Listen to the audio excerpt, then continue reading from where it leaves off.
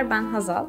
Türkiye'de Akdeniz Üniversitesi İşletme Bölümünden mezun oldum. Sonrasında da PISA ile yollarım kesişti.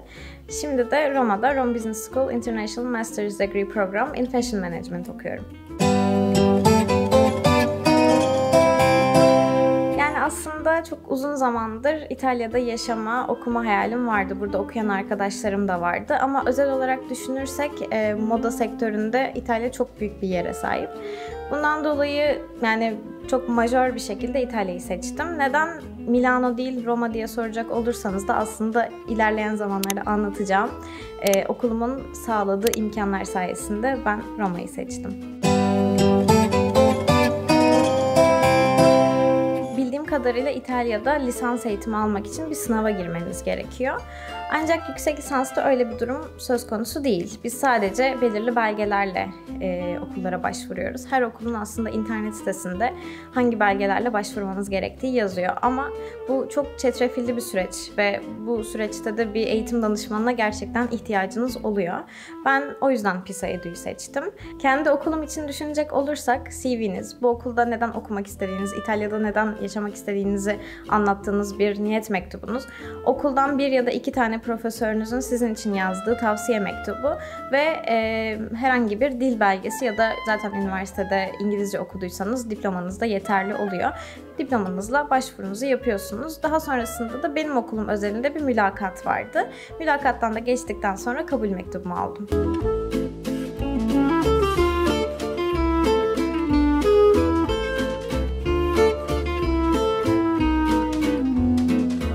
Aslında kabul almak için yaptığım hazırlıkların her bir aşamasında PISA Edu benimle birlikteydi. O yüzden gerçekten benim için çok kolay geçti bu süreç. Hatta nasıl geçtiğini anlamadım bile diyebilirim. Ama en çok şunu söylemek istiyorum ki mülakat kısmında çok fazla heyecan yapıyordum. Çünkü hem 40-45 dakika belki bir saat İngilizce konuşmanız gerekiyor. Kendi yeterliliğinizi anlatmanız lazım. Bu okulda neden bir öğrenci olmak istediğinizi anlatmanız lazım. Ve PISA Edu'nun çalışanlarıyla beraber yaklaşık 2 ya da 3 kere biz mülakat provası yaptık. Bu konuda bana çok yardımcı oldular. Sonrasında da bütün belgeleri hazırladık. CV'nin Europass formatında olması gerekiyor ki bence biraz zor Europass'ın internet sitesini mesela kullanmak. O konuda Yaren Hanım benimle çok yardımcı oldu. Bu şekilde tamamladık ve okuldan kabulümü aldım. Rome Business School'un eğitiminden gerçekten çok memnunum diyebilirim açıkçası. Çünkü en büyük benim bu okulu seçmemdeki sebeplerden bir tanesi okulun çok fazla business partnerinin olması. Bu sizin okuyacağınız bölüme göre aslında değişiklik gösterebiliyor. Atıyorum bir mühendisseniz ve buraya geliyorsanız mesela okulun anlaşmalı olduğu firmalardan bir tanesi Ferrari. Ben moda okuduğum için, moda işletmeciliği okuduğum için Gucci, Prada, Valentino gibi çok büyük moda devi firmalar bu okula sponsorlar. Hatta Fendi firması bu okulun binasını yapan ve tasarlayan firma. Bu kadar büyük network'ü olan bir okulda okumak da gerçekten çok ayrıcalıklı. Ayrıca staj imkanları da var ve istediğiniz gibi bunu şekillendirebiliyorsunuz. Okulun kendisinin sahip olduğu bir internet sitesi var ve burada sadece bizim okulumuzun öğrencilerinin ulaşabileceği bazı staj ve iş ilanları oluyor.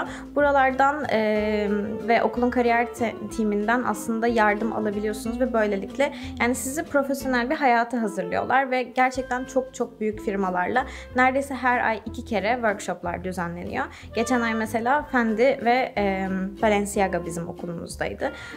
Onun dışında da önümüzdeki ay Ferrari geliyor ve bu firmaların yöneticileriyle, bu firmalarda çalışan HR'larla tanışma fırsatı sağlıyorlar bize ve o yüzden aslında ben bu okulu seçtim. Business School aslında daha farklı çeşit bir üniversite. Buradan sonra bizi akademik bir hayata değil aslında gerçek bir iş dünyasına hazırlıyorlar. Bu yüzden de çeşitli sektörlerden, özellikle de business ağırlıklı sektörlerden mezun insanlar geliyor. O yüzden de herhangi bir portfolyo hazırlığı ben yapmadım çünkü işletme mezunuyum. Ama sınıfımızda designer geçmişi olan öğrenciler var. Belki onlar başvuru dosyalarına ek olarak portfolyolarını eklemişlerdir ama benden öyle bir şey istemediler dediğim gibi designer olmadığım için. Ama tabii çocuğunuzun designer geçmişi varsa portfolyosunu mutlaka ekleyin. Bence artı olur.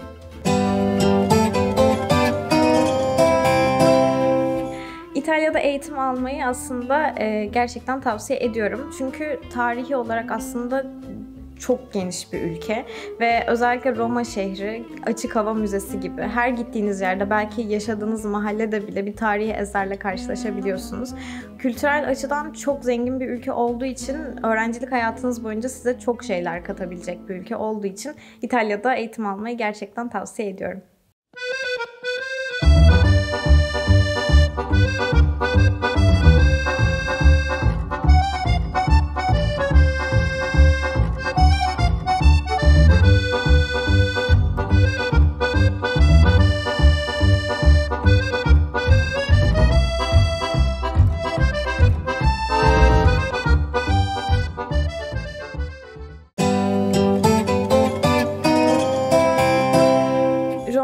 Bu ülkenin başkenti olduğu için, aynı zamanda da bu ülkenin en büyük şehirlerinden bir tanesi olduğu için yaşam bir noktada pahalı.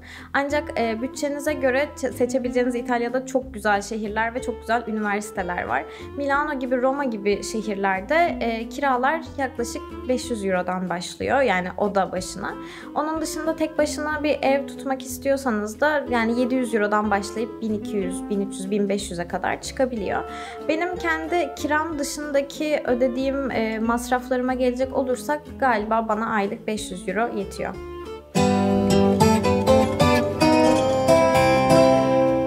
Öncelikle Pisa Edu'yla yollarımın kesişmesinden dolayı çok mutluyum. Çünkü bu sürecin benim için çok kolay geçmesini sağladılar. Ben 2023 yılında buraya geldim ve benim vizeye başvurduğum sene mesela çok fazla insan, benim kendi çevremden arkadaşlarım da vizeden red aldılar. Ve ben de vize sürecimde çok büyük bir stres yaşadım bu konuda. Her ne kadar biz Pisa Edu'yla beraber bütün gereklilikleri yerine getirsek de bu bir noktada şans işi.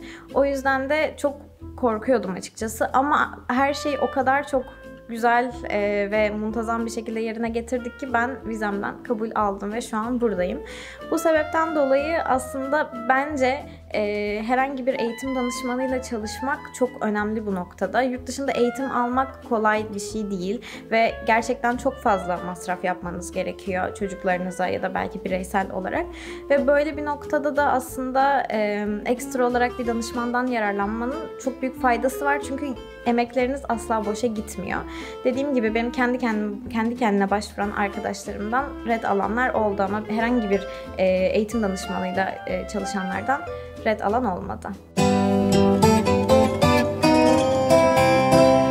Roma çok büyük bir şehir ve İstanbul'dan da bunu biliyor olabilirsiniz ya da dünyanın diğer büyük metropolitan şehirlerinden. Aslında her şehrin böyle biraz daha kötü ya da biraz daha iyi mahalleleri var. O yüzden hani Roma %100 güvensizdir ya da Roma %100 güvenlidir diyemem. Ayrıca tabii ki de yani çantanıza vesaire dikkat etmeniz gerekiyor, ama çantanızı açık bıraktığınızda İstanbul'da da kapkaççılar gelip sizi bulabilir. İzmir'de de, Londra'da da, Roma'da da. O yüzden aslında yani birazcık Roma'nın bu konuda adının çıktığını söyleyebilirim. Ben hiçbir şekilde kötü bir tecrübe yaşamadım. Ama okuduğunuz okul her neresiyse oraya yakın bir mahalleden ev tutabilirsiniz. Sanırım Pisa Edu bu konuda da yardımcı oluyor öğrencilerine. Aynı zamanda da yani okulların olduğu mahalleler genelde güzel. Benim okulum Preti'de yer alıyor ve burası Roma'nın aslında en zengin muhitlerinden bir tanesi. Biz okula gelir giderken buranın yerel ünlülerini köpek gezdirirken vesaire görebiliyoruz. Bu civarda bir ev tuttuğunuz sürece aslında ve şehir merkezinde vakit geçirdiğiniz sürece herhangi bir sıkıntıyla karşılaşacağınızı düşünmüyorum. Son olarak çok teşekkür ediyorum öncelikle.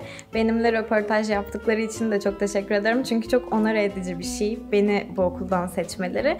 Süleyman Bey'e de ayrıca teşekkür etmek istiyorum. Çünkü gerçekten çok kibar bir insan. Çalışanların, zaten Pisa Edu çalışanlarının hepsi aşırı kibar insanlar ve çok güzel ilgilendiler. Bu sürecimde bana inanılmaz yardımcı oldular.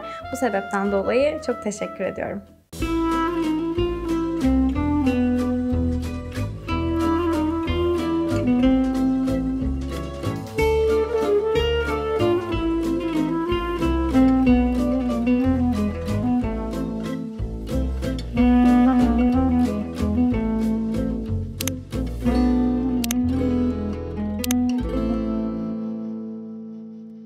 pisa, edu, pisa, pisa, edu.